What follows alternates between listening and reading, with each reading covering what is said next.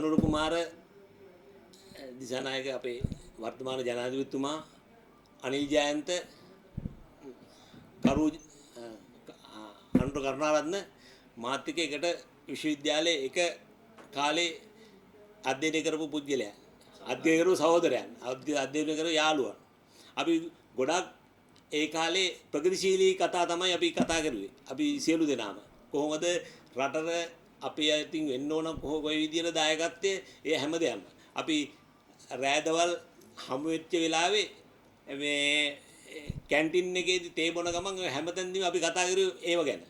නමුත් මේ අවස්ථාවේදී අපි මම ගොඩක් සන්තෝෂ වෙනවා මේ මගේ ඒ සහෝදරයන් මේ වෙනකොට රජයේ ඉහළ තැන්වල ඉන්නේ ගැන අරවින්දර කතා කරන්න තියා බිසීනේ මැසේජ් එකක් දානවා විතරයි. ඒගොල්ලන්ට මේ වෙනකොට කරන්න බැරි නම් කෙනෙක් නෑ ආයි කරන්න. ඉතින් ඒගොල්ලන්ගේ එකම එක දේ තමයි මම දැක්ක දේ තමයි අපි ඔය දැන් ඔය ඉන්න මිත්‍රයන්ගේ අත්දැකීම් අඩුකම. ඒ නමුත් අත්දැකීම් අඩු වුණාට එයාට ඒගොල්ලන්ට අවශ්‍ය කරන මෙවලම් ටික තියෙන වටපිටාවේ අමාත්‍යාංශවල ඉන්න ප්‍රතිනිධ පුද්ගලයන් ඒ වගේම තමයි ඒගොල්ලන් දැනගන්න ඕන මේකට ඒගොල්ලන්ට අවශ්‍ය විෂයට අනුබද්ධව කට්ටිය එකතු කරගන්න. ඒ තුල ඒගොල්ලන් මේකට සාධනීය පිළිතුරක් දෙයි කියලා මම හිතනවා. මොකද ඒගොල්ලන්ට තව අවශ්‍යතාවයක් තියෙනවා මේ වෙනකොට මේ රට ගොඩ දාන්න ඕන කියලා. නැත්නම් ඒගොල්ලන්ගේ අතින් අතහැරනගින් ආයි පුද්ගලයෙක් මේ වෙනකොට නැති වෙයි කියන තමයි අපිත් හිතන්නේ. මම ඇඟලුම් කර්මාන්තයක් මුලින්ම ආරම්භ කරුවා 2000 වර්ෂයේ ඊට පස්සේ 2016 මම පටන් ගත්තා පිරුමහලක් ඉදි කරන්න. එතකොට මම කෝටි 12ක් මං අතින් දාලා කෝටි 3ක් තමයි මම ගත්තේ මේ සම්පත් බැංකුවේ. එතනදී අපහසුතාවයකටපත් වුණා අපේ පවුල් කොවිඩ් වසංගතයට මුහුණ දුන්නා මුළු පවුලම. එතනදී අපි ගොඩක් අමාරුවෙන් තමයි අපේ හැම කටයුත්තම අපි කරගෙන ගියේ. ඒ අවස්ථාවේදී අපිට අවුරුදු එකමාරක් ඕනනම් අපිට ගෙවීම් කටයුතු කරගෙන යන්න බැරි වෙන්නේ නැති. නමුත් මේ ගෙවන්න බැරි වෙච්ච කාලෙ තුර නෑ ප්‍රතිහූගත කරනවා කියලා මේගොල්ලන් කරලා අපිට පොරොන්දු වෙච්ච පොලියට වඩා AWPLR එකට වඩා වැඩි පොලියකට තමයි මේගොල්ලන් අපේ ණය ප්‍රතිහූගත කරුවේ.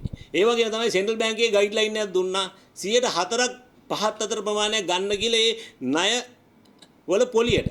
නමුත් එහෙම දෙයක් සිද්ධ වුණේ නැහැ. එතෙන්දී ඒගොල්ලන්ගේ ඒකත් අපිට කෙරුවේ 114 ගන්න.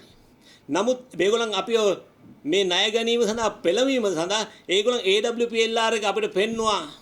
ඒ කාලේ තිබ්බ 10.5යි ඔයාට අපි 9 ගානේ දෙන්නම් කියලා කිව්වා.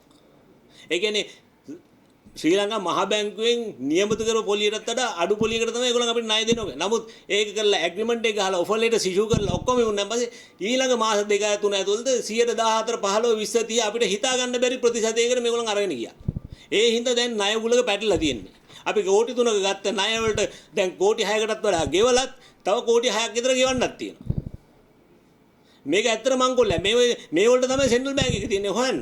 මේ මොනවාද මේ වෙන්නේ කියලා කවුද කරන්නේ? මේ මොකද මේ මොතන නූගත් මිනිස්සු නෙමෙයි ඉන්නේ සෙන්ට්‍රල් බැංක් එකේ. ඉන්නේ හොඳ දැනුවත් මේ අඩුවනේ සෙකන්ඩ් ක්ලාස් අපරයක්වත් තියෙන කෙනෙක් ඉන්නේ.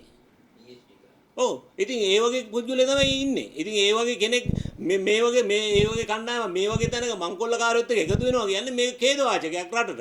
අනිවාර්යෙන් මේ වෙනකොට අපි ණය ගෙවීම නතර කරලා තියෙන්නේ මේ ගිය ජනවාරි වල ඉඳන්. මොකද හේතුව මේ ගෙව්වට වැඩක් නැහැ. මේගොල්ලන් අද ගෙවන මේ මාසේ ගෙවන පොලිය නෙමේ ඊළඟ මාසේ තියෙන. අපි දන්නේ නැහැ කීයද මේගොල්ලන් අය කරන පොලිය කියලා. අපි ඔෆර් ලෙටර් එකේ තියෙනවා 9යි කියලා.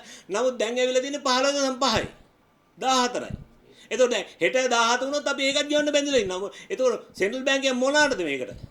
මේ බැංකු හැම එකක්ම නියාමනය කරන්න. එහෙම නැත්නම් මේ බැංකු වලින් යැපෙන සෙන්ට්‍රල් බැංක් එක අපිට අවශ්‍ය නැහැ. සෙන්ට්‍රල් බැංකුවේ යැපෙන බැංකුවක් තමයි අපිට අවශ්‍ය. පරාට නීති කරුණාකරලා අයින් කරන්න. මේක ඛේදවාචකයක්.